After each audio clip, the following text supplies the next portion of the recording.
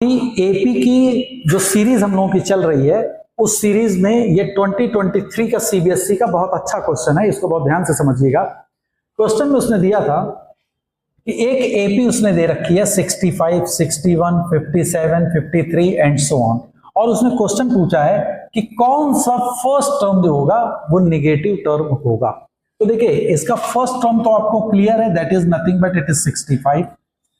अगर आप इसका कॉमन डिफरेंस देखें तो common difference is nothing but इससे 65 सब्ट्रैक्ट करोगे 61 माइनस 65 दैट इज -4, तो कॉमन डिफरेंस इज -4।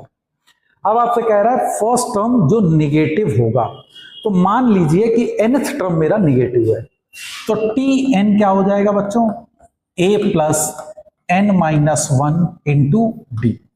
ओके, अब a की वैल्यू क्या है 65 plus n minus 1 into D is -4। अब इसकी वैल्यू कह रहा है कब ऐसा n होगा कि ये वैल्यू निगेटिव हो जाएगी, यानी ये वैल्यू लेस देन 0 होगी। निगेटिव है तो मतलब क्या होगा बच्चों, लेस देन 0। तो इसको आप लिख सकते हो 65। अब देखिए ये n का हमने मल्टीप्लाई किया तो -4n और this is +4 is less than 0।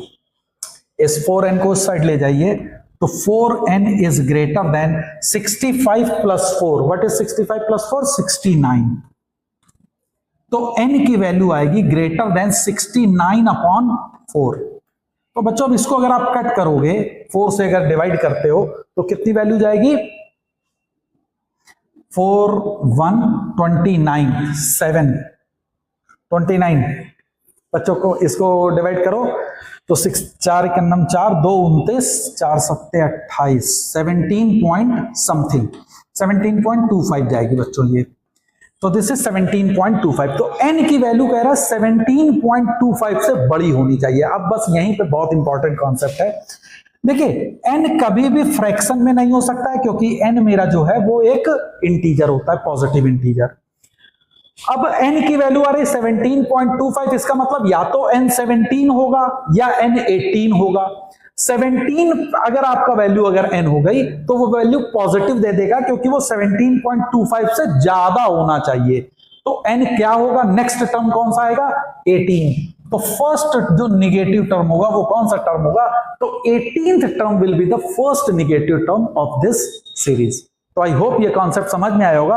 ये बहुत अच्छा कॉन्सेप्ट है, इसको ध्यान रखिएगा कि if n is greater than 17.25 it signify that n must be 18।